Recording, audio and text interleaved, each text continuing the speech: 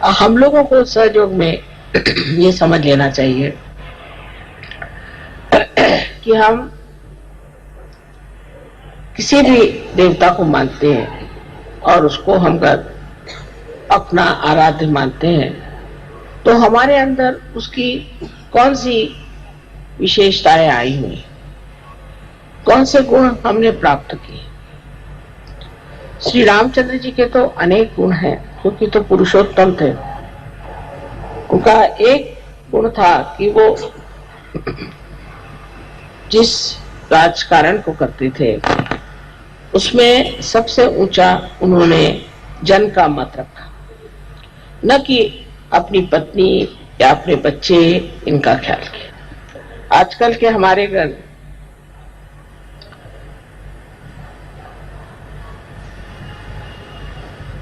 राजकीय लोग, पॉलिटिशियंस इस चीज को समझ लें तो उनसे स्वार्थ ही निकल जाए, वो निस्वार्थ हो जाए, धर्मपरायण हो जाए। कि तो श्री राम की जो प्रतिमा है वही आज तक किसी ने भी अपनाने का प्रयत्न नहीं किया। उल्टे उनके भजन जरूर गाएंगे, उनके नाम से बहुत बड़े बड़े ऑर्गेनाइजेशन बने हैं, राम मंदिर बनाएंगे, लेकिन ये सब बना लेने से क्या श्री राम आपके अंदर प्रवेश कर सकते हैं? क्या आपके जीवन में उनका प्रकाश आ सकता है या नहीं? ये सिर्फ सहयोगी ही कर सकते हैं कि अपने अंदर बसे हुए श्री राम को अपने चित्त के प्रकाश में लाएं। वो अत्यंत निरपेक्ष थे। ऐसे तो सभी देवता लोग किसी भी पाप पुण्य से रहित होते हैं। कोई सा भी पाप जिसे हम पाप कहते हैं वो अगर करें तो वो पाप नहीं होता।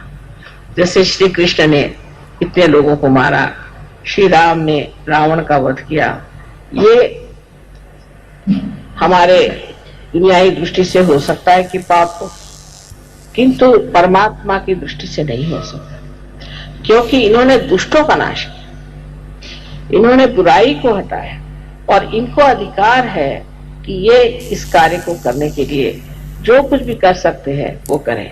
जैसे देवी ने राक्षसों को संहार किया, राक्षसों का संहार किया, तो कोई कहेगा कि देवी ने ये पाप किया, किंतु उनका कार्य ही ये है कि वो राक्षसों का संहार करे और जो साधु हैं उन लोगों को संभाले। श्री रामचंद्र जी के जीवन में एक अहिल्योद्धार बहुत बड़ी चीज है। उन्होंने अहिल्या का उद्धार किया क्योंकि उसके पति ने उसे शापित कर दिया था। उस जमाने में भी कोई स्त्री अगर किसी भी तरह से वाम मार्ग में चली जाती थी तो उसका पति अगर साधु हो और उसकी स्थिति अगर ऊंची हो तो उसे शापित कर देता था। किंतु अहिल्या पे झूठा ही उन्होंने आरोप लगाया था, इल्जाम लगाया था और इस तरह से उसको भी उन्होंने पत्थर बना दिया। तो श्री राम ने उस अहिल्या का भी उद्धार कर दिया। विशेषकर उनकी जो पत्नी के प्रति प्रेम की, एक पत्नी व्रत के प्रति जो एक उनका व्रत था वो बहुत समझ रहा है। हालांकि वो जानते थे कि सीता जी महालक्ष्मी स्वरूपा है, वो स्वयं देवी है, किंतु मनुष्य के रूप उन्होंने अपने पत्नी के सिवाय किसी और स्त्री की तरफ आंख उठा करके भी नहीं देखा। जब हम राम की बात करते हैं तो हमारे अंदर जो पतित्व है वो भी हमारा स्वच्छ होना चाहिए। अगर कोई स्त्री श्री राम के बारे में सोचती है तो उसको भी अपने पति के प्रति वैसी ही श्रद्धा होनी चाहिए जैसे सीता जी को अपने पति के प्रति थी, और उसी प्रकार पति को भी श्री राम जैसे एक पत्नी व्रत होना चाहिए। सहयोग में बात कठिन नहीं है। स्त्री का मान रखना चाहिए, अपने पत्नी को मान से रखना चाहिए। और हालांकि रावण उनको उठा ले गए थे तो भी श्री राम ने ये कर्तव्य समझा कि सीता जी को वहां से छुड़ा कर लाए, और लोकनंदा के लिए जनमत को रखने, कितना उनमें संतुलन था उसी सीता को जिसके लिए इतने वर्ष मेहनत करके उसको छुड़ा कर लाए थे, उन्होंने त्याग दिया। अर्थात सीता जी स्वयं साक्षात देवी थी, तो उनका त्यागने का तो कोई विशेष परिणाम नहीं होने वाला था, और उन्होंने उन्हें त्याग दिया। कारण लोग ऐसी बातें करते हैं जो जन हित के खिलाफ, क्योंकि उनका आदर्श किसी तरह से ऐसा न बन जाए कि जिससे लोग अपने यहाँ इस तरह की औरतों को पल पाए जिन पर की लोग शक करते। हालांकि वो निष्कलंका थी और देवी स्वरूपा स्वच्छ निर्मल थी। उनको त्यागने पर भी फिर सीता जी ने भी उनका एक तरह से त्याग कर दिया। उन्होंने स्त्री जैसे रामचंद्र जी का त्याग किया और श्री राम ने एक पुरुष के जैसे उनका त्याग। सीता जी स्वयं ही पृथ्वी में समा गई और फिर अंत में श्री राम जी ने भी सरजू नदी में अपना देह त्याग किया। इस प्रकार इनका जीवन अत्यंत घटनात्मक और बड़ा चमत्कारपूर्ण है।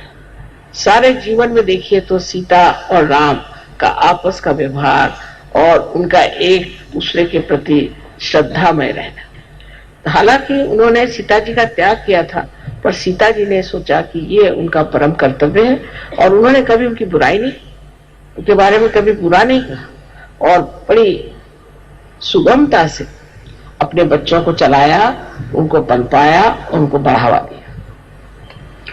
इस श्री राम के जो दो बच्चे हुए जिनको हम लव और कुश कहते हैं, वो भी एक भक्त स्वरूप कहना चाहिए कि जो संसार में आए उनको हम शिष्य की तरह से देख सकते हैं। ये शिष्य के द्योतक है और हमारे भी शिष्यत्व की एक शक्ति है जिससे हम किसी के शिष्य हो सकते हैं। शिष्य स्वरूप इन लोगों ने बहुत छोटी उम्र में धनुर्विद्या सीखी थी और इस छोटेपन में ही उन्होंने रामायण आदि और संगीत पर बहुत ही कुछ प्रावीण्य पाया था। इसका मतलब यह है कि शिष्य को पूरी तरह से अपने गुरु को समर्पित होना चाहिए। यह शिष्य का जो स्वरूप है यह हमारे अंदर भी सबके स्थित है। और माँ जो कि शक्ति थी उसके प्रति वो पूरी तरह से समर्पित है। उस वक्त श्री राम से भी लड़ने के लिए वो तैयार हो गए, क्योंकि अपने माँ के लिए। तो माँ को उन्होंने दुनिया में सबसे ऊंची चीज समझी और उस माँ ने भी अपने बच्चों को पालना, उनका संवर्धन करना, उनको धर्म में खड़ा करना और उनकी पूरी प्रगति करना एकमेव कर्तव्य किया। नहीं तो अपने आजकल की औरतें रात दिन रोते ही रहेंगे, मेरे पति ने छोड़ दिया, पति ने छोड़ दिया, और जब पति मिलेगा तो उससे लड़ती रहेंगे हर समय, और जब पति ने छोड़ दिया तो रोती रहेंगी। छोड़ दिया तो कोई बात नहीं, मेरे बच्चे हैं, इनको मुझे संभालना है और इनके प्रति कोई भी ऐसी बात नहीं होनी चाहिए कि जिससे मेरे बच्चों का कुछ कम रह जाए। ये एक सीता जी की एक विशेष जीवनी है कि उनकी वीरता और उनका साहस ये हर स्त्री को अपने अंदर बसाना चाहिए कि पति से अगर बिछो भी हो गया और किसी तरह से उससे दूर भी हट गए तो भी पति के कारण अपना नुकसान नहीं कर लेना चाहिए, अपने बच्चों का नुकसान नहीं कर लेना चाहिए, क्योंकि उनके लिए अपना जो कर्तव्य है वही परम चीज है। उस परम चीज पे अटूट रहना चाहिए। यही हमारे सहयोग में शक्ति में जो पाया है उससे हर स्त्री को प्राप्त कर लेना चाहिए। श्री राम का जीवन भी जैसे अत्यंत शुद्ध और निर्मल था और उन्होंने अपने पत्नी के लिए सब चीज त्याग दी थी। जब से उनकी पत्नी वनवास में रह गई या जब उन्हें अकेला रहना पड़ा और जब उन्होंने उसका त्याग कर दिया तो उन्होंने भी दुनिया के जितने भी आराम थे उन्हें छोड़ दिए। उसके लिए आप जानते हैं कि वो कुश पे सोते थे, जमीन पर सोते थे और बगैर कुछ पैर में पहने हुए और बहुत साधु पुरुष जैसे कपड़े पहन के घूमते थे। ये जो है ये कहानियां नहीं, ये सत्य है। अपने दुनिया में अपने इस भारतवर्ष में ऐसे अनेक लोग हैं जिनका जीवन एक बहुत ऊंचे किस्म का रहा और उन्होंने कभी ऐसी छोटी ऊंची बातें सोची नहीं। पर ये सारे आदर्श हमारे देश में आने के बाद ये हो गया कि जब हम इन आदर्शों को देखते हैं तो हमारे अंदर ढोंग आ गया कि हम सोचते हैं कि हाँ राम तो हम राम को मानते हैं, हमने राम का भजन कर दिया, हो गए। तो एक तरह का ढोंगीपना बहुत आ गया हमारे। जिन देशों में ऐसे आदर्श नहीं है तो वो कोशिश करते हैं कि हम आदर्श कैसे बने, हम कैसे अपने को ठीक बनाए, क्योंकि आपके सामने एक आदर्श आगे बन गया राम, अब हम तो नहीं राम हो सकते, और बन गए कृष्ण, हम तो कृष्ण नहीं हो सकते, और ये बन गए वो बन गए, हमारा इनसे कोई ताल्लुक नहीं। इस तरह की भावना हम लोग के लिए, लेकिन हमारे अंदर अगर श्री राम है तो उनका प्रकाश हमारे चित्त में तो आ ही सकता, क्यों नहीं आ सकता? हम क्यों नहीं इसे प्राप्त करें? हम उस स्थिति को जानने क्यों नहीं कोशिश करें जिस स्थिति में श्री राम इस संसार में आए थे। एक सहयोगी को यह विचार कर लेना चाहिए कि श्री राम की स्थिति अगर हम प्राप्त कर लें तो अपने यहाँ का राजकारण ही खत्म हो जाए, अपने यहाँ की जितनी परेशानियां हैं ये सब खत्म हो जाए जिस दिन सहयोगी ये अपने मन में ठान ले कि हम रामचंद्र जी जैसे हो। अपने देश में जहां वो राज्य करते थे उसका बिल्कुल निरीक्ष भाव से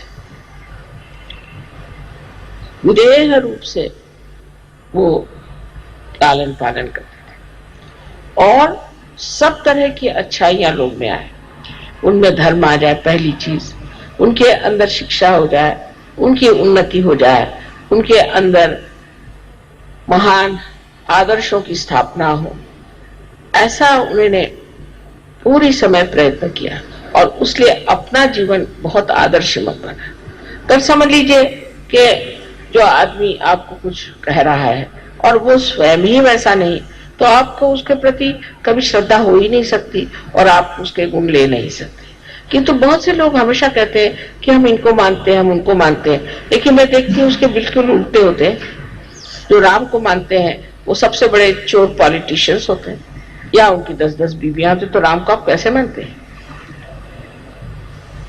इसी प्रकार जीवन में एक सहयोगी का कर्तव्य क्या होता है कि हमें भी इन देवताओं के प्रकाश को हमारे चित्त में लाना चाहिए, हर चीज की और उसी तरह से देखना चाहिए। श्री राम क्या करते? इस वक्त अगर ऐसा प्रश्न आता तो श्री राम क्या करते? ऐसा अगर प्रश्न आता तो सीता जी क्या करते? सीता जी क्या कहते? सीता जी का क्या बर्ताव होता? इस तरह से अगर कोई सोचे स्त्री तो वो घर की गृहलक्ष्मी हो ही जाएगी। आप तो जानते हैं सहयोग में कि सीता जी ने अनेक जन्म उसके बाद लिए, और उसमें से गृहलक्ष्मी का स्थान उन्होंने जो है तो फातिमा भी के तरह से किया। वो घर में घूंघट में पर्दे में रहती थी, पर वो सारा धर्म का कार्य उस शक्ति ने किया। उसके जरूरी नहीं कि आप बाहर जाकर के बहुत बड़े लेक्चर दें या बहुत बड़े कोई लीडर हो जाए, कोई जरूरी नहीं। आप घर में रह करके भी ये कार्य कर सकते हैं। अपने बाल बच्चे हैं और आपके और इष्ट जो है, आपके जो आप्तेष्ट है, उन सब में आप सहयोग फैला सकते हैं, लेकिन पहले आप में ये चीज आनी चाहिए। उसके बाद जब ये सब कार्य होने के बाद फिर आप समाज में भी आ सकती हैं, और उसके बाद और भी आप कहीं जाना चाहे तो जा सकते हैं। पर पहले औरतों को सीता जी जैसे शुद्ध आचरण की होना चाहिए। शुद्ध आचरण में पहली चीज है ममता और प्यार। वो जब जंगलों में रहती थी अपने पति के साथ, कभी उसने ये नहीं कहा कि मेरा पति ये पैसा नहीं कमाता, वो पैसा नहीं कमाता, जैसे हमारे यहाँ औरतों की आदत होती है, ये चीज नहीं खरीदता, वो नहीं खरीदता। वो जंगल में है तो मैं भी जंगल में, वो जो खाते हैं वो मैं खाती, वो खाने से पहले मैं खा ले, ऐसा तो नहीं ना करती। वो खा ले, उनको खाना खिला दे, अपने देवर को खाना खिला दे, उसके बाद मैं खा लूं। इस पर औरतें ये सोचती हैं कि हमारे ऊपर बहुत ज्यादा हमारे ऊपर इससे प्रेशर आ जाता है, दबाव आ जाता है। ये बात नहीं, ये पृथ्वी तत्व जैसे स्त्री होती है, इसमें इतनी शक्ति है कि ये बहुत दबाव को खींच सकती है, और सारे दुनिया को देखिए कितने फल फूल आदि पत्तियां सब दे रही। इसी प्रकार इस पृथ्वी तत्व के जैसे ही हम स्त्रियां हैं, हमारे अंदर इतनी शक्ति है कि हम सब तरह की चीज अपने अंदर समा सकते हैं, और अपने अंदर से हम हमेशा प्रेम की वर्षा दे सकते हैं। ये हमारे अंदर परमात्मा ने शक्ति दी है। तो आप अगर ये शक्ति आपके अंदर अगर है, समझ लीजिए पंखा चल रहा है तो इसकी शक्ति जहां से आ रही है वो शक्ति का स्थान ज्यादा बड़ा है कि पंखा। अगर ये सोचे कि ये पंखा चल रहा है, दुनिया के सामने पंखा दिखाई दे रहा है तो ये बड़ा है, तो आप समझ सकते हैं गलत है। स्त्री शक्ति स्वरूपिणी बहुत शक्ति का सागर है और उसके सहारे ही पुरुष जो है वो अपने कार्य को करता है। एक जैसे उसको कहते हैं कि पोटेंशियल और एक काइनेटिक। तो पोटेंशियल तो स्त्री है और पुरुष जो है काइनेटिक। लेकिन पुरुष को देख करके क्योंकि वो दौड़ ज्यादा सकता है तो औरत भी दौड़ने लग जाए, उसको दौड़ने की जरूरत, उसको बैठने की जरूरत है। दोनों ही क्रियाएं अलग अलग है और उस क्रिया में दोनों को समाधान होना चाहिए और दोनों ही क्रिया में स्त्री बहुत पनप सकती है और जब समय आता है तो स्त्री पुरुषों से भी ज्यादा काम कर सकती है। आपको मालूम होगा कि महाराष्ट्र में ताराबाई नाम की एक 17 साल की विधवा थी, 17 साल की, और शिवाजी की वो बहुत ही छोटी वाली। सब हार गए औरंगजेब से, इसने औरंगजेब को हरा दिया 17 साल की उम्र में और उसकी कब्र बना दी औरंगाबाद। तो आज समझ सकते हैं कि जब औरत अपनी शक्ति को पूरे तरह से समा लेती है, जब उसमें समान्वित कहते हैं ना, उस तरह से अपने अंदर सब समाये रखती है तो वो बड़ी प्रचंड होती है। और अगर वो ऐसी इधर उधर अपनी शक्ति को फेंकती रहे, फ्लिटर अवे, कहीं इधर शक्ति फेंक दी, गई उस लड़ने में गई, कहीं झगड़े में गई, किसी की बुराई में गई, कहीं ओछेपन में गई, तो उसकी शक्ति सारी नष्ट हो जाती। तो स्त्री जो है वो इतनी शक्तिशाली नहीं है कि वो चाहे तो पुरुषों से कहीं अधिक कार्य कर सकती है, पर सबसे पहली चीज है वो अपनी शक्ति का मान रखे। उसको इधर उधर फेंकने से, उस शक्ति को नष्ट कर देने से फिर वो शक्तिहीन हो जाती है और ऐसी शक्तिहीन स्त्री किसी काम की नहीं है। तो स्त्री का कार्य अत्यंत महत्वपूर्ण है, गौरवपूर्ण है और बहुत लज्जाशील और बहुत सूझबूझ वाली होनी चाहिए। जैसे आदमी लोग गाली बकते हैं, बकने दे, औरतें नहीं बक सकती। आदमी लोग हैं आपस में, देखा उनका कि बहुत झगड़ा होगा तो मारपीट कर लेंगे, कर देंगे, औरतें नहीं कर सकती। इनका कार्य शांति देने का है, इनका कार्य है संरक्षण का, इनका काम है लोगों को बचाने का। अब जैसे कि एक ढाल है, ढाल तलवार का काम नहीं कर सकती और तलवार ढाल का काम नहीं कर सकती, पर ढाल बड़ी की तलवार, ढाल ही बड़ी है। जो तलवार के वार सहन कर ले वो बड़ी की तलवार बड़ी। एक आध बार तलवार भी टूट जाएगी पर ढाल नहीं टूटती। इसलिए औरतों को भी अपने शक्ति में समा लेना चाहिए और इस शक्ति की सबसे बड़ी जो धुरा है वो है नम्रता। नम्रता पूर्वक अपनी शक्ति को अपने अंदर समा लेना चाहिए। ये कार्य कठिन नहीं, सहयोगियों के लिए, सहयोगियों के लिए बिल्कुल कठिन है।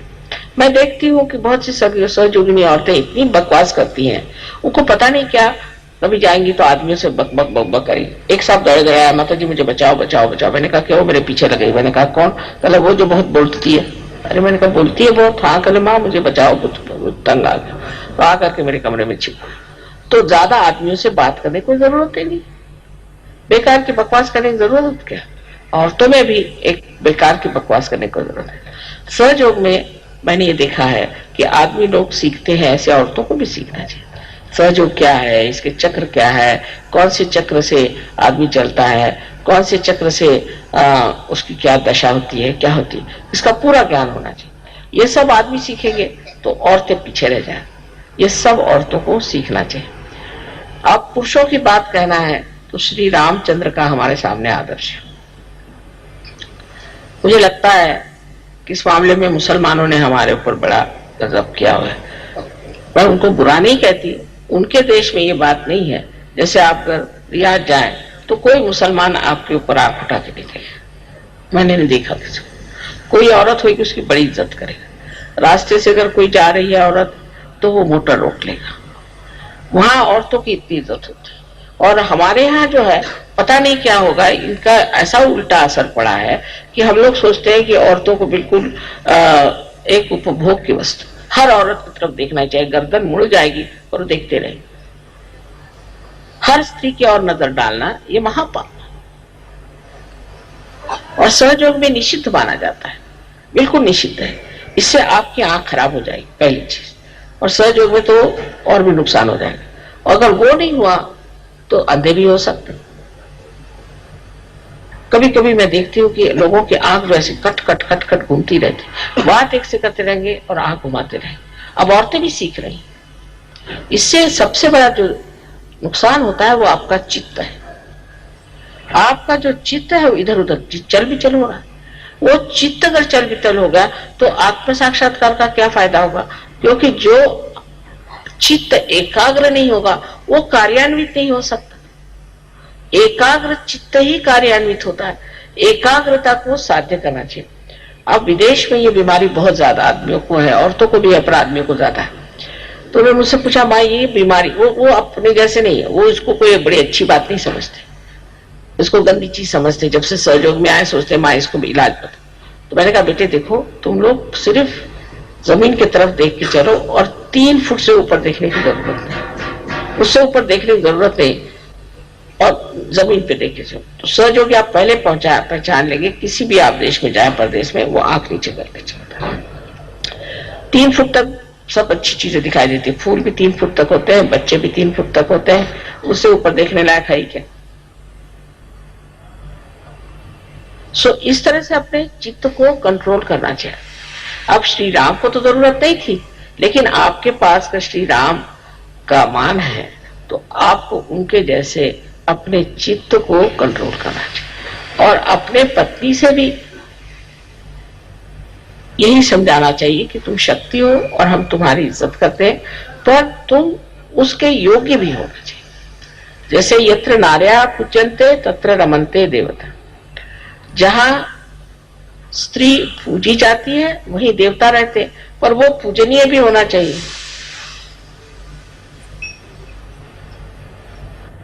क्या बैठ जाइए,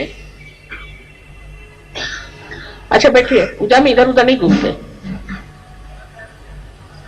सो अगर स्त्री पूजनीय है, पूजनते माने पूजनीय तो होना चाहिए। किसी गंदी औरत की कोई पूजा करेगा क्या? किसी दुष्ट औरत की कोई पूजा करेगा? कोई राक्षसी स्वभाव की औरत उसकी कोई पूजा करेगा? तो जो और पूजनीय है वहीं पर उसकी पूजा होनी चाहिए और वहीं देवता रहते हैं। और सबसे पहले बात ये भी जान लेनी चाहिए कि ये हमारे बच्चों की माँ है। अगर पति अपने औरत पे बच्चों के सामने डांटना फटकाना शुरू कर दे, उसकी कोई इज्जत ना रखे, तो कभी भी बच्चे उसका मान नहीं करेंगे। तो इस तरह से जैसे समझ लीजिए कि एक प्राइम मिनिस्टर है, डिप्टी प्राइम मिनिस्टर है, स्त्री को भी पति का कभी भी अपमान नहीं करना चाहिए। तो प्राइम मिनिस्टर से डिप्टी मिनिस्टर पे, प्राइम मिनिस्टर पे सत्ता आती है, फिर वो सत्ता बच्चों में भी आ सकती है। पर अगर आप दोनों भी इस तरह के हो कि जिनको ये अंदाज ही नहीं, औरत चाहती कि मेरा चले, आदमी चाहते मेरा चले, आदमियों को चलाना अगर औरत को आ जाए तो कभी झगड़ा ना हो। लेकिन ये समझना चाहिए कि आदमी को चलाना बहुत ही आसान चीज है, क्योंकि बिल्कुल बच्चों जैसे होते हैं, उनको चलाना बहुत ही आसान है। उनका स्वभाव बच्चों जैसा होता है, भोले भाले होते हैं। उनको बेकार की बातों से परेशान करने से आप चला नहीं सकते, लेकिन उनको भी एक बच्चों जैसे माफ कर दिया जाए। अब बाहर जाते हैं, सबसे लड़ाई झगड़ा करते हैं, आफत उनकी रहती है। घर में आके बीवी पे नहीं बिगड़ेंगे तो बाहर वालों पे बिगड़ेंगे, तो मार खाएंगे। चलो बीवी बिगड़ गए, चलो छोड़ो, क्या है। इस तरह की जब तक स्त्री की भावना पति के तरफ नहीं होगी, तब तक आपस में सामंजस्य नहीं आ सकता, प्यार नहीं आ सकता। लेकिन पति को भी चाहिए कि अपने पत्नी को क्या चाहिए क्या नहीं चाहिए इसका विचार है। लेकिन ये नहीं कि आप पत्नी है, वो कुछ गलत बात बताए, कोई गलत सलाह दे, उस पर जरूर पति को कहना चाहिए कि ये गलत है, ये नहीं मैं करने वाला, ये झूठी बात है, ये मैं नहीं करना। लेकिन छोटी छोटी बातों पर झगड़ा करने की कोई जरूरत नहीं। और छोटी छोटी बातों को झगड़ा करना सहयोगियों को बिल्कुल नहीं शोभा देता। और मुझे बड़ा आश्चर्य होता है कि सहयोगी भी आपस में लड़ते रहते हैं और मुझे आकर बताते हैं कि मेरी बीबी ऐसे, तो बता दो मेरा हस्बैंड ऐसे। नहीं, कल 2 आदमी दुनिया में सहयोगी प्रेम से नहीं रह सकते। ये सारे संसार को मैं कह रही हूँ कि हमको सबको प्रेम से रहना है, तो हम सब कैसे प्रेम से रहेंगे बताओ। ऐसी झगड़ा अगर होता रहा तो किस तरह से हो सकता है। तो पहली चीज है कि पति को पूरी तरह से एक, जिसे कहते हैं कि पत्नी के प्रति जागरूक रहना चाहिए और ये जान लेना चाहिए कि सारे संसार की औरतें जो हैं आपके लिए माँ बहन के बराबर। ये अगर सहयोग में आकर नहीं हुआ तो आपका कहीं भी नहीं हो सकता। अभी एक साहब थे, वो भी स्विस, अपने हिंदुस्तानी नहीं, तो एक लड़की के बाप थे, वो कोई सहयोगी नहीं थे, तो वो जरा ऐसे ही थे, इधर उधर उनका बहुत चलता था। तो वो सहयोग में भी आए, वो भी सहयोग में, दोनों बीबी उनकी बहुत अच्छी, शालीन, बहुत अच्छी लड़की, वो जहां भी जाए यही धंधे करते रहे। तो उनके बाप जो कि सहयोगी नहीं थे, उन्होंने कहा कि देखो बेटी तुम इसको छोड़ ही दो, क्योंकि जो सहयोग में भी आकर वो धंधा नहीं छोड़ता है वो कभी भी नहीं ठीक होता, तुम छोड़ दो इसको। वो कहा थोड़ा सा ठीक हो गया, कहले थोड़ा सा नहीं, अगर वो पूरा ठीक नहीं हो सकता तो ये सहयोगी है ही नहीं, इसको तुम छोड़ो, इससे तुम रिश्ता ही तोड़। जबकि एक आदमी सहयोगी नहीं है, वो भी इस बात को सोचता है कि सहयोग में आने पर भी अगर इसकी आंखें स्थिर नहीं होती, इसका अगर चित्त स्थिर नहीं होता, तो ये गलत बात है। दूसरे हमारे संस्कृति की जो विशेषता है कि स्त्री पुरुष का आपस में मेल जोल बस भाई बहन तक होना चाहिए, लेकिन ऐसा नहीं होता। मैं देखती हूँ कि फौरन कोई औरत है बकबकिया, और वो जाकर के बस किसी आदमी को भिड़ जाएंगे और उसे बकना शुरू कर दिए, उसको पता नहीं क्या जरूरत है, मेरी समझ नहीं आता। औरतों के साथ नहीं बैठेंगे, आदमियों के साथ बैठे। ऐसे कुछ आदमी भी होते हैं स्त्री लंपट, वो बस कोई दिखाई दी औरत लग गए उसके साथ, कोई भी औरत दिखाई दी, फिर वो नौकरानी हो चाहे कोई हो, बस उनके हाथ में अगर कोई आ जाए लग गए उसके पीछे। कोई उनको अपना आत्मसम्मान ही नहीं होता है, और इसको वो पुरुषार्थ समझते हैं। अरे भाई, पुरुषार्थ करने वाले जो पुरुषोत्तम है वो तो श्री राम, वो तो वहां बैठे हुए हैं जिनको की कहना चाहिए पुरुषार्थी है, और जो बिल्कुल ही पाताल में है वो अपने को पुरुषार्थी समझते हैं। इसमें कौन सा पुरुषार्थ है? या तो फिर श्री राम को मत मानो, फिर शायद शैतान को मानो। अगर श्री राम को मानते हो तो उनके आइडियाज पे चलो। और इसीलिए अपने यहाँ अपने बच्चे भी खराब हो रहे हैं, औरतें भी खराब हो रही। पर तो भी मैं भारतीय संस्कृति की विशेषता कहूंगी कि औरतों ने बहुत संभाल लिया है। अभी अगर अमेरिकन जैसी औरतें थे तो आपको सब पहुंचा देती ठिकाने, उन्होंने तो सबको ठिकाने कर दिया अमेरिकन औरतों ने। वहां आदमियों का जो हाल है, अगर मैं आपसे बताऊं तो अगर 2 शादियां उस बेचारे की हो गई, 2-3 शादियां, तो वो तो हाथ में झोली लेके घूमने लगता है, और औरतें ने अगर 2-3 शादियां कर ली तो महल बना के बैठ जाती। पर वहां क्या, बच्चे घर छोड़ के भाग जाते हैं, वहां की सामाजिक व्यवस्था क्या है? तो अपने हिंदुस्तान की औरतों की विशेषता है जो कि भारतीय ढंग से रही है कि वो अपने घर को संभालती है, अपने बच्चों को संभालती है, अपने कर्तव्य को जानती है। पर ये चीज बदल रही है, ये नहीं की ये चीज है। वो भी देख रहे कि अगर हमारा आदमी ऐसा तो हम क्यों ना करें, वो ऐसा तो हम उसके साथ ऐसे क्यों ना करें, वो अगर 10 औरतों के साथ दौड़ते तो हम 15 आदमियों के साथ दौड़े। इससे आप कोई अगर गंदे काम करता है, वो अगर नर्क में जा रहा है तो मैं उससे पहले नर्क में जाऊंगी, इस तरह की बातें औरतों को करना चाहिए। और धर्म की धुरा जो है वो स्त्रियों के हाथ में, स्त्री को संभालना है, स्त्री को ही पति को धर्म के रास्ते पे लाना है, समझा करके, बुझा करके उसको अपने पास रखना। ये स्त्री का बड़ा परम कर्तव्य है और उसके अंदर ये शक्ति है। और अगर वही स्वयं धर्म पे बैठी नहीं, धर्म में सबसे बड़ा धर्म है क्षमा। क्षमा करना अगर स्त्री में ना आए तो वो कोई सा भी धर्म करे उसे फायदा नहीं।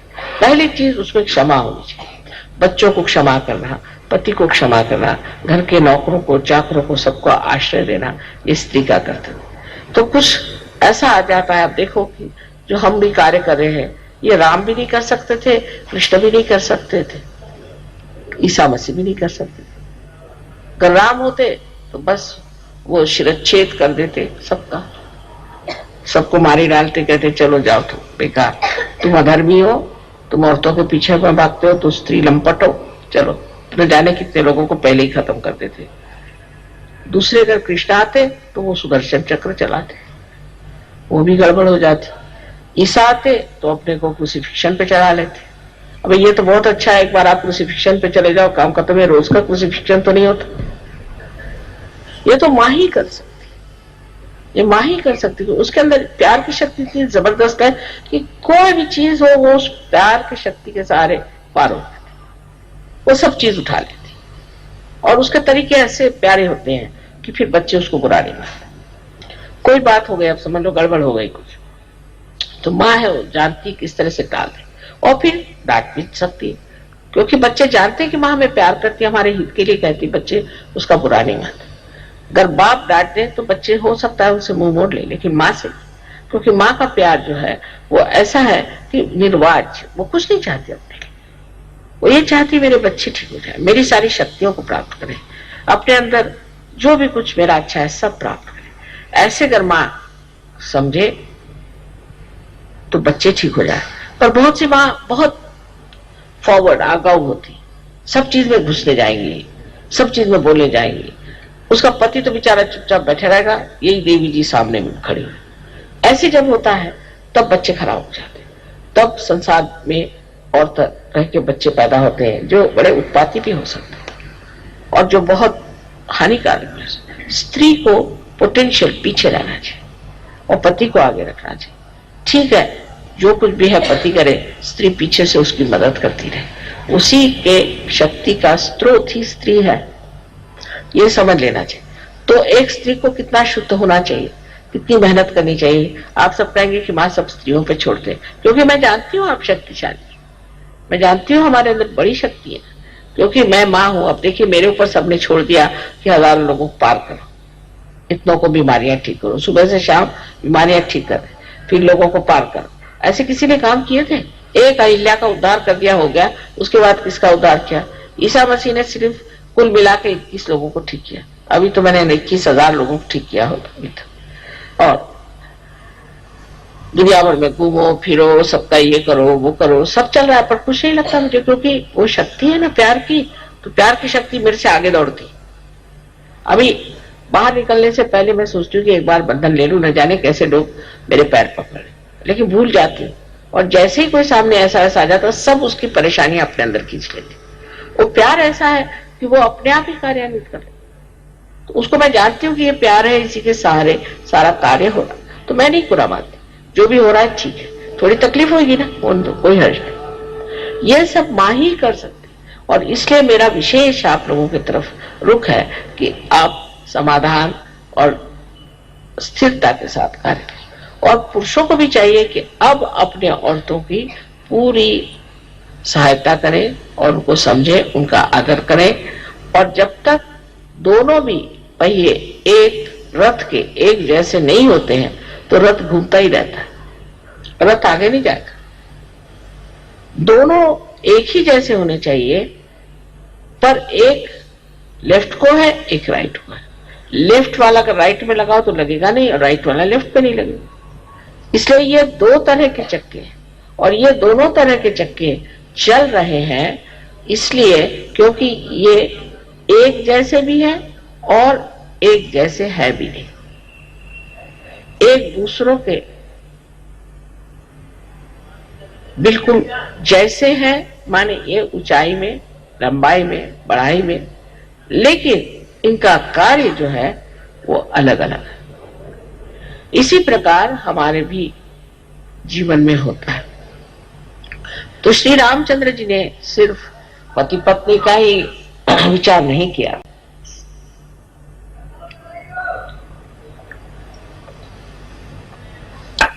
बच्चों का और अपने कुटुंब व्यवस्था का ही विचार नहीं, अपने भाई बहन, माँ बाप, सबका विचार रखा, जैसे एक मनुष्य को होना चाहिए। और उसके बाद उन्होंने समाज का भी विचार रखा, जन का विचार रखा, देश का विचार रखा, राज्य का विचार रखा। जैसे कि एक मनुष्य की सारी ही गतिविधियां होती हैं, वो सारी गतिविधियों में उन्होंने दिखाया कि मनुष्य को किस तरह से होना चाहिए। जो मनुष्य अपने पत्नी को इतना प्यार करता था और जो जानता था कि वो असंपूर्णतया शुद्ध है, उसको उन्होंने त्याग दिया। आजकल तो पत्नी के नाम ये बनाओ, पत्नी को वो चाहिए, पत्नी को ये करना है और ये बनाना है, और कर कहा जाए कि गरीब को थोड़ा सा 2 पैसा नहीं देगा, नहीं तो अपने बच्चों को दो, नहीं तो नेव्यूज को दो, तो ये करो। मतलब आज के लोगों की बीमारी है। और इन्होंने अपनी वो पत्नी की जो स्वयं साक्षात देवी स्वरूप अत्यंत शुद्ध थी, उसका तक त्याग कर दिया। तब फिर हमें सोचना चाहिए कि हमारे जो ममत्व है और रिश्तेदारी है कि ये मेरा घर, ये। और कुछ लोग तो अब जैसे विदेश में पहले पत्नी पति का ठीक नहीं होता, अब जो ठीक हो गया तो सहयोग में है कि वो पत्नी सब कुछ हो गई। हमारे यहाँ कम से कम 4 या 5 लीडर्स पत्नी के वजह से निकल गए, क्योंकि पत्नी ठीक नहीं हुई, पति ठीक थे। पत्नी ने पढ़ा पढ़ा कर बेचारों का सत्यानाश कर दिया। कम से कम 5 लोग पत्नियों की वजह से भाग निकले। सो यहां भी मैं कहूंगी कि पत्नी को समझना चाहिए कि सहयोग क्या है और उसमें अपना क्या स्थान है। और पति को भी ऐसे मामले में पत्नी से जरा सा भी नहीं सहमत होना चाहिए। उसे कहना चाहिए कि तुम बहुत ज्यादा बोलती हो, बहुत ज्यादा दौड़ती हो, तुम चुप बैठो, तुम किसी काम की नहीं, तुम्हारे चक्र ठीक करो। जब पति इस तरह के उसके साथ व्यवहार करेगा तभी ना तो वो ठीक होगी। पर यह कि उसके चक्र खराब तो मेरे भी चक्र खराब हो जाओ। उसने कहा कि चलो तुम ये करो तो मैं वो करूं, कर पत्नी ने कहा कुछ पैसा मार लो तो पैसा मार लेते। सहयोग में आने पर भी उस सूक्ष्म अपनी जो खराबियां चिपक जाती, उधर आपको बहुत अच्छे से ध्यान देना चाहिए। तो आज श्री राम के इसमें हमें हनुमान जी का तो जरूरी विचार करना चाहिए कि हनुमान जी किस तरह से एक श्री राम के दास थे और किस तरह से उनकी सेवा चाकरी में लगे रहते और हर समय उनके ही सेवा में रहने से ही वो जानते थे कि उनका पूरा सार्थक हो जाए। उनके जैसी वृत्ति भी सहयोग में हमें अपनानी चाहिए। इसका ये नहीं मतलब कि आप मेरे लिए खाना बना कर बेचे, बिल्कुल भी नहीं, क्योंकि मैं तो खाना खाती नहीं हूँ और मुझे खाना बना करके और परेशानी में आप लोग डाल देते, तो इसलिए ये बना के भेज दिया, उसे वो बना के भेज दिया। भाई भगवान को कहते हैं ना कि सिर्फ भूख दिखाना चाहिए, और जो खाता नहीं भगवान उसको क्यों परेशान करना खाने से। खाना नहीं चाहिए, कुछ नहीं चाहिए। क्या चीज चाहिए? तत्पर सेवा करने में तत्परता। हनुमान जी कोई खाना बना के भेजते थे क्या श्री रामचंद्र जी को? ये दिल्ली वालों ने मुझे इतना परेशान किया खाना बना करके कि मैंने अब शर्त लगा दी कि तुम लोग अगर खाना बनाओगे तो मैं आऊंगी ही नहीं दिखे। जो चीज करनी है वो करो। ये तो बेकार की चीज है जो आदमी खाना नहीं खाता उस पर जबरदस्ती आप खाना खिला रहे हैं। या जिस आदमी को कोई नहीं, कहीं चूड़ी लेके आ गए तो कहीं कुछ लेके आ गए, कोई चीज की जरूरत नहीं, तुम्हारी माँ को मेरा भरा पड़ा हुआ है, मैं तंग आ गई सब चीज। इतना मैं कहती कि मुझे कोई चीज मत लाओ, बस फूल ही लाओ और कुछ नहीं चाहिए, फूल बहुत हो गया। और फूल भी जब लगाएंगे तो 1000 रुपए की मत लगाओ भाई, सर्वसाधारण। आज तो इतना कोई ज्यादा नहीं किया, तो कभी कभी तो मैं घबराई जाती हूँ जितने फूल तुम लोग लगाते। सो जो कुछ करना है वो संतुलन में, जैसे माँ को पसंद है। माँ तुम्हारी सीधी सादी औरत है, उसको क्या अक्ल है इन सब चीजों की। तो खास करके अब ये कहना है कि आपको हनुमान जी से सीखना है कि वो सेवा में तत्पर। सेवा में तत्परता क्या हो? अब मेरी तो कोई ऐसी खास सेवा नहीं है, क्योंकि हट्टी कट्टी हूं मैं, मुझे कुछ जरूरत नहीं खास सेवा की। पर जो मेरी सेवा करनी तो सहयोग की सेवा करनी। सहयोग में जो सेवा करेंगे वही मेरी सेवा हो रही। कितने लोगों को आपने रियलाइजेशन दिया, कितनी औरतों को आपने रियलाइजेशन दिया, कितनों को आपने पार कराया, कितनों में आपने इंटरेस्ट लिया। जैसे ही कोई आ जाता है प्रोग्राम में, तेरे अंदर ये भूत है, तेरे अंदर ये भूत है, बस उसके पीछे पड़ गए, वो भाग गए। मैंने एक साहब से पूछा, साहब आप बड़े से पार हो गए थे, आप सहयोग से क्यों भागे? कहले जाते साहब तो बता तुम्हारे अंदर 3 भूत बैठे। अभी नंबर भी उन्होंने बता दिया। मैंने कहा आपने विश्वास क्यों कर लिया? कहले वो तो वहां के बड़े महारथ ही लग रहे थे, दौड़ दौड़ के बता रहे थे कि आपके अंदर 3 भूत है। अब वो कौन साहब थे कौन नहीं, वो तो भाग खड़े हो गए। सो सहयोग के अंदर में हनुमान जी की जो बात है वो सीखना है कि हम तत्पर है, राम काज करने को तत्पर। काज कौन सा है हमारा? मेरा काज है सहयोग, मेरा कार्य है सहयोग। कुंडलिनी का जागरण करना, लोगों को पार करना, उनके अंदर शांति लाना, प्रेम लाना, प्रेम की बातें करना, उनसे अपने सहयोग के बारे में सारे चक्र आदि का वर्णन करना, उनको जो चाहिए सो समझाना। अब जब ये कह दिया तो लेक्चरबाजी बहुत होती है। हमारे यहाँ तो कुछ लेक्चर इतने लेक्चर देने लग गए थे कि मैंने कहा भैया अगर आपने इसको लेक्चर को बंद नहीं किया तो सहयोगी खत्म हो जाए। लोगों ने कहा माँ 2-2 घंटे लेक्चर देते हैं, फिर आपका हम भाषण भी नहीं सुन पाते, आरती भी नहीं कर पाते, ऐसी घर जाना पड़ता। फिर उनका लेक्चर बंद करवाए। वो कहने लगे कि मैं जाता हूँ तो पता नहीं क्या हो जाता, मेरा मन करता मैं लेक्चर ही दे दूं, इसको कैसे ठीक करूं। मैं कहा भाई देखो मुंह में एक सुपारी रख लो। तो वो पूछते कितनी बड़ी रखो। मैंने जितना बड़ा मुंह उतनी बड़ी रखो।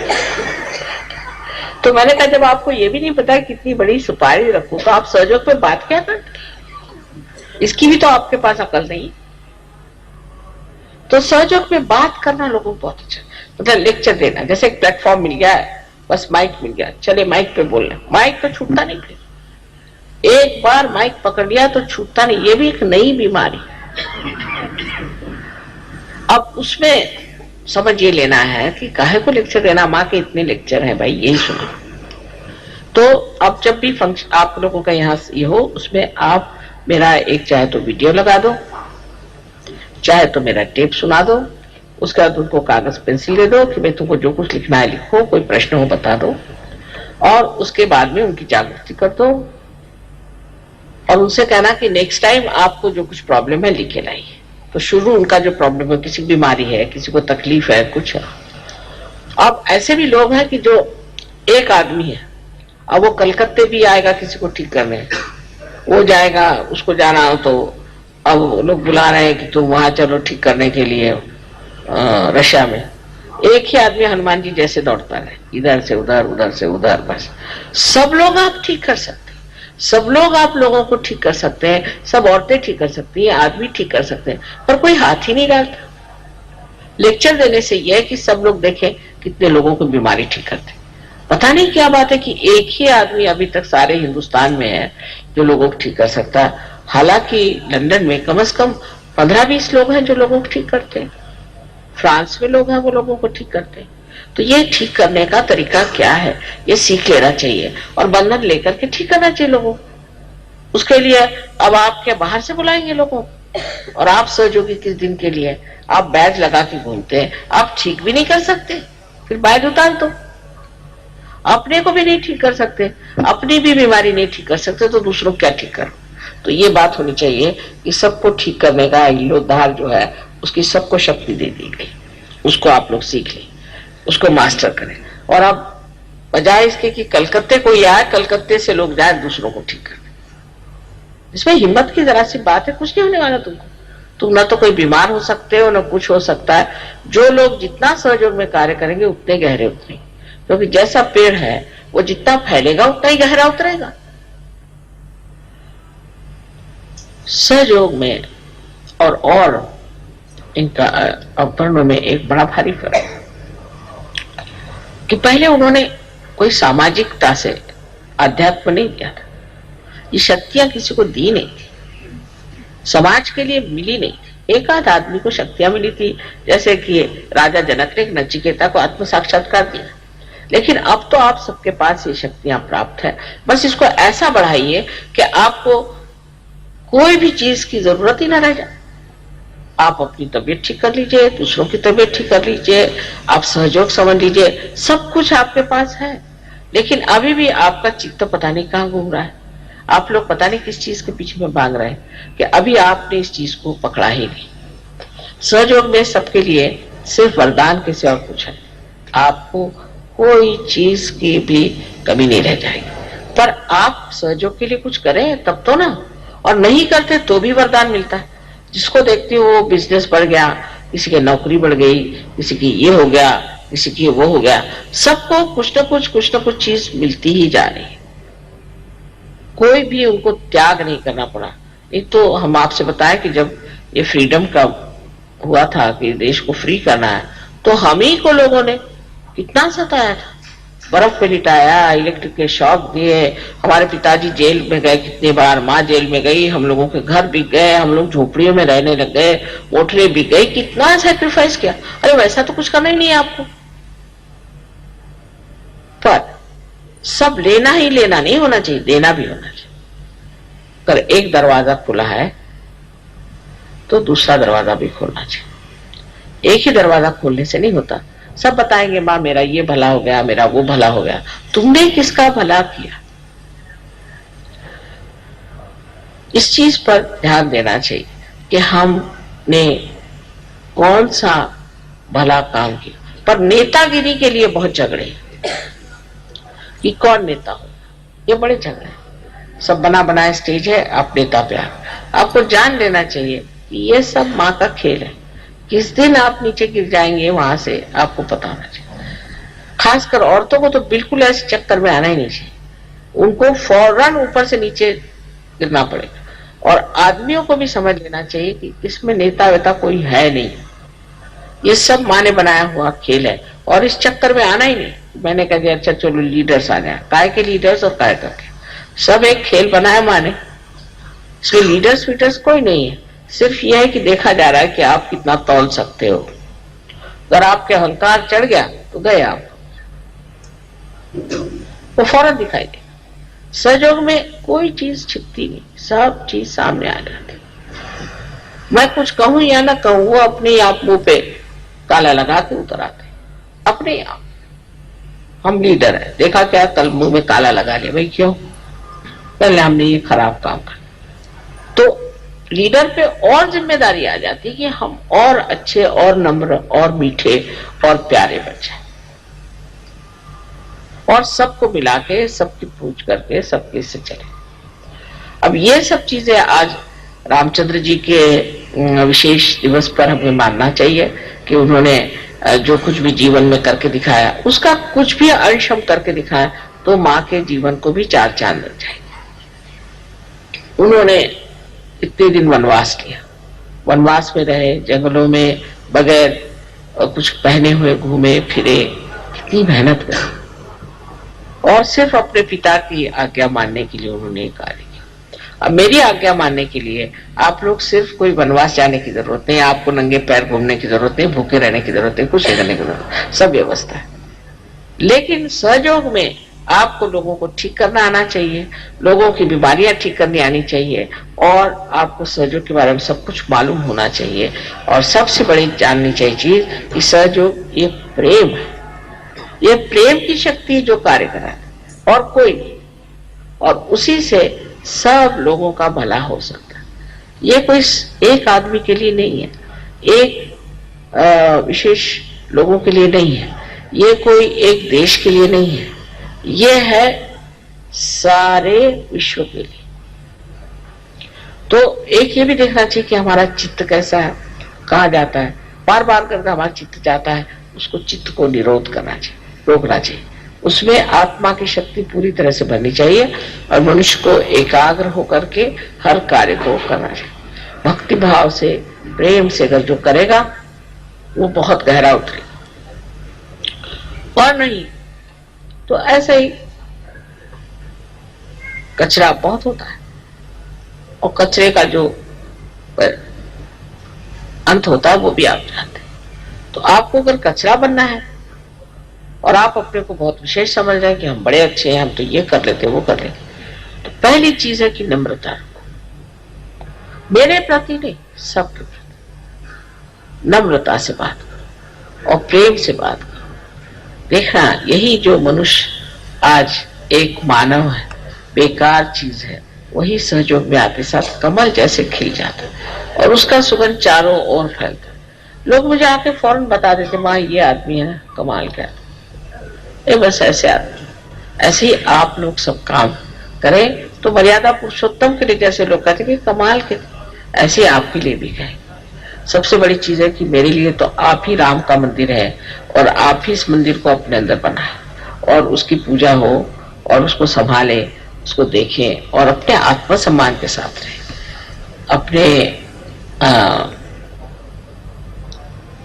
आत्म साक्षात्कार का पूरा फायदा भी उठा रहे और उसी के साथ उसकी पूरी इज्जत और उसके प्रति भक्ति होनी चाहिए कि अब हम आत्म साक्षात्कारी, हम ऐसे कैसे कर सकते, हम योगी हैं, हम नहीं कर सकते, हमसे नहीं हो सकता, ये गलत काम। और आप देखिए कि एकदम आशीर्वाद उसी के साथ आ जाए,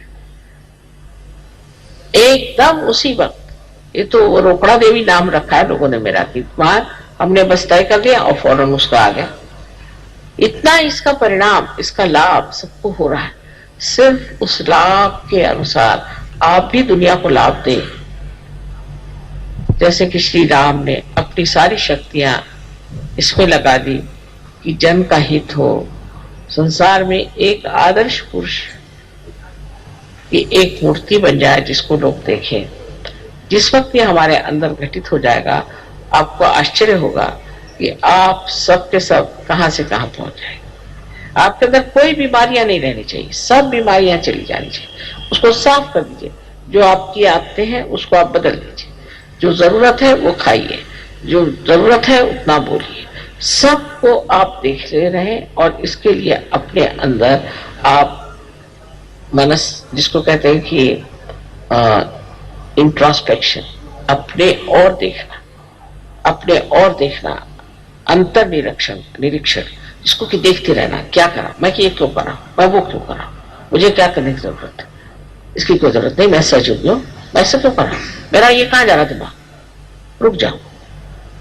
पूरी समय इस तरह करने से ही आप ध्यान में हो जाए और स्वयं आपकी कुंडलिनी इससे बहुत संतुष्ट होकर और आपको ऐसा आनंद प्रदान करे कि आप कहेंगे माँ ये क्या मिल गया हमको। लेकिन जब आप इसमें फिसल पड़िएगा फिर आप जानिएगा ये चीज क्या है। बस इसमें फिसल पड़ना है, तभी तक की थोड़ी बहुत मेहनत है। आज मैंने कहा था कि रामचंद्र जी का तो 12 बजे जन्म हुआ था, तो आराम से ही पूजा होने दो और ठीक हो रहा है। तो इसमें रामचंद्र जी की पूजा में तो कोई खास काम नहीं है और मतलब बिचौड़ी पूजा भी नहीं है, लेकिन इसमें समझने की जरूर बात है, क्योंकि वो मनुष्य स्वरूप थे और मनुष्य स्वरूप जो है वो अपने अंदर जो मनुष्यता है, जिससे हम चीज को समझते हैं, इससे हमारे बुद्धि में, हमारे जिज्ञासा में और हमारे विचारों में परिवर्तन आ जाए, वो चीज श्री राम है। उन्हीं के माध्यम से हमारे विचार बदल सकते हैं, उन्हीं के माध्यम से हमारा स्वभाव बदल सकता है, क्योंकि हमारे लिए एक वो आदर्श है। उनके आदर्श तक पहुंचने के बाद ही दूसरे आप आदर्शों तक पहुंच सकते हैं, क्योंकि वो मनुष्य का आदर्श है। कितनी बड़ी चीज है कि परमात्मा मनुष्य बनकर इस संसार में आए कि इनके लिए हम आदर्श बन जाए और सब विपत्तियां उठाई, सब आफतें उठाई, दिखाने के लिए कि कोई सी भी विपत्ति और आफत आती है, मनुष्य को अपना धर्म नहीं छोड़ना चाहिए, विश्व धर्म नहीं छोड़ना चाहिए और अपना योग है उसमें बने रहना चाहिए। आप सबको हमारा अनंत आशीर्वाद।